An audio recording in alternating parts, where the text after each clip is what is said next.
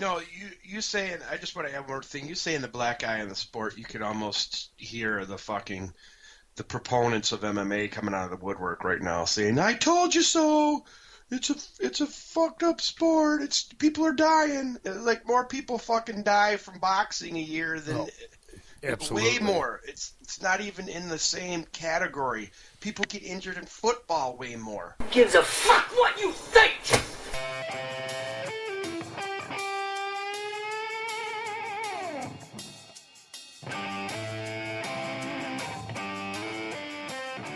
Fucking great news coming up, man. The immortal Matt Brown taking on Erick Silva. This is going to be a good-ass fight.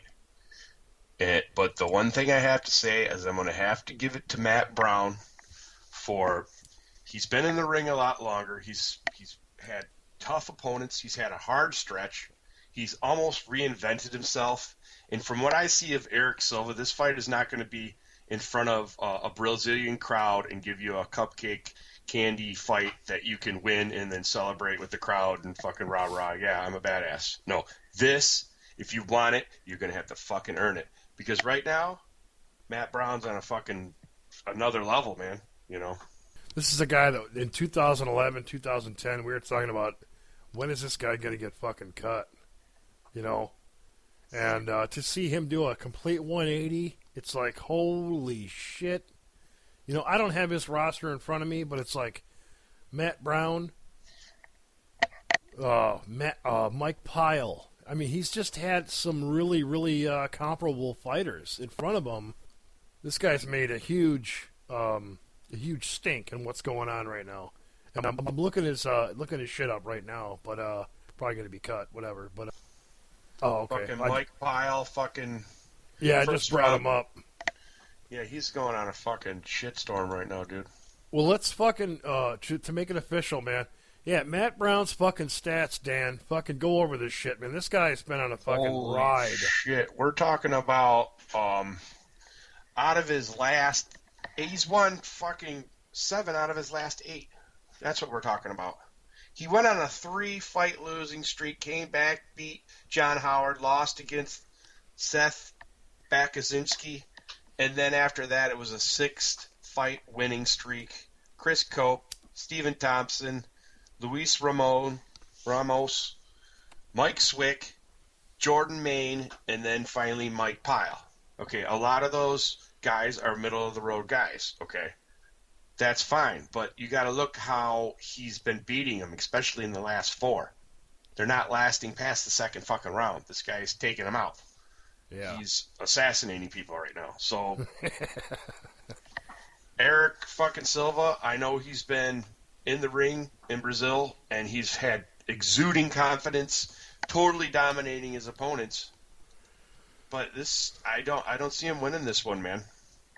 You know, Erick Silva hasn't had the easiest time either in UFC. No. We're talking like win-loss. You know, Carlo Prater, he lost to in UFC. Which before that he beat, like you mentioned, Luis Ramos.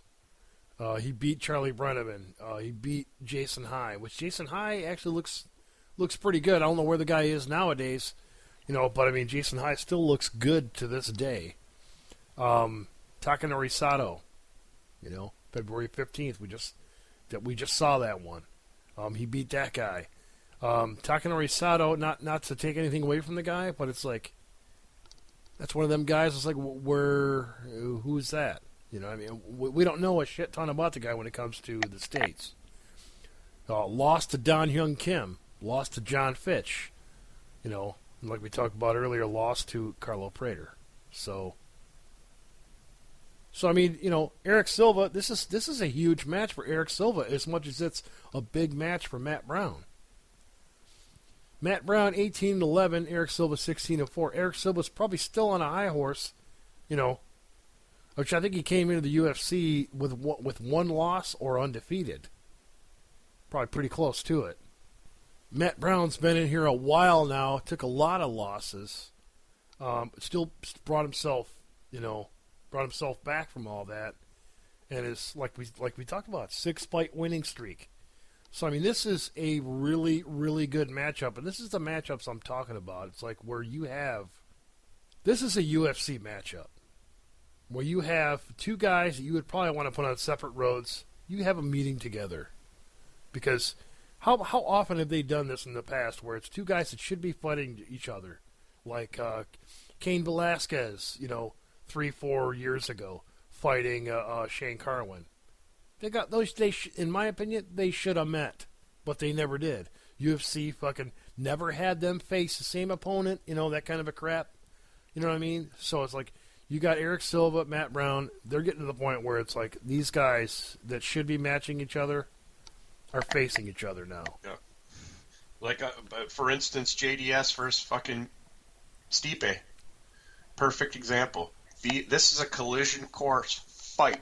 I don't mean to switch topics, but that's a Titan battle right there. No, you're absolutely right, man. It's awesome. That's where UFC has risen to, and I got to give them credit for that. It's like, Dana White or no Dana White. This was obviously this is Joe Silva's job. It's not Dana White's job. Sure, Dana White has a hand in it, but when it comes to putting together matches, it's Joe Silva's job. And I'm going on, but I mean, just those two matches alone: Matt Brown, Erick Silva, JDS taking out Miocic. Mm-hmm. Top tier matches. Top tier matches, notch. man. Yep. Whether you're top of the game or not, that's a top tier fight to watch. Because somebody is actually pinned against somebody they should actually be fighting, bar none. Well, shit, some of the fucking matches on the way up to the title fights are better than the fucking matchups on the title fights. We used to see that shit a lot in WEC. Fucking Cerrone Varner fucking fights. It's like Cerrone Hendo. Bendo. Some barn burner of fights, man. Sick ass fights, man. Right to the very end.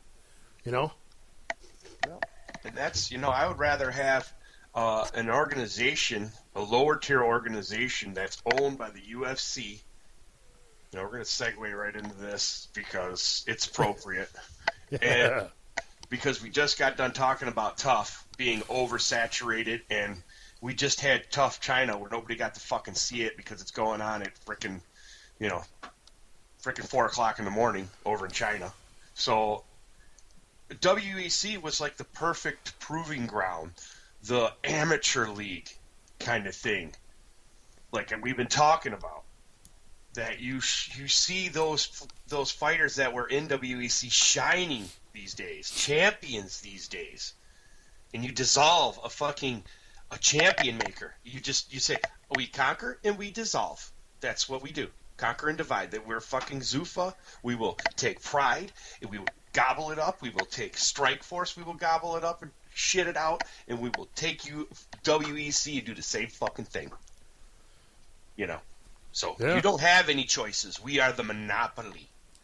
But anyway, they need to develop fighters and stop oversaturating this tough drama bullshit, which totally takes away from the fighting, man. But not, and I agree, man. But not even the Tough show alone. It's like the oversaturation of fight cards. I mean, just straight up 170 coming up, 171 coming up, 172 coming up. They're still very active, and it's like, you could probably cut those back a bit and still have some stacked-ass cards and probably still give yourself enough time to, okay, this guy got injured, that guy got injured, so maybe we ought to, instead of a fighter going into a card injured, knowing that if he says, I'm injured, he's fucking the whole night up. Yeah. You know what I mean? Just... Well, we talked about cut having... it back a bit. Fuck. Also having substitute fighters come in too, in case like a Rashad Evans is injured. That fucking fighter's been training the whole time, just in case Rashad or the other fighter or Cormier gets injured. Yeah, but that's not just a bad idea either. That's just something I've been thinking about because you bring in a guy that's right off the street. How much do you want to pay your pay-per-view compared to a guy that's been training a substitute, that's been training for that fucking fight, Who would you rather see in there?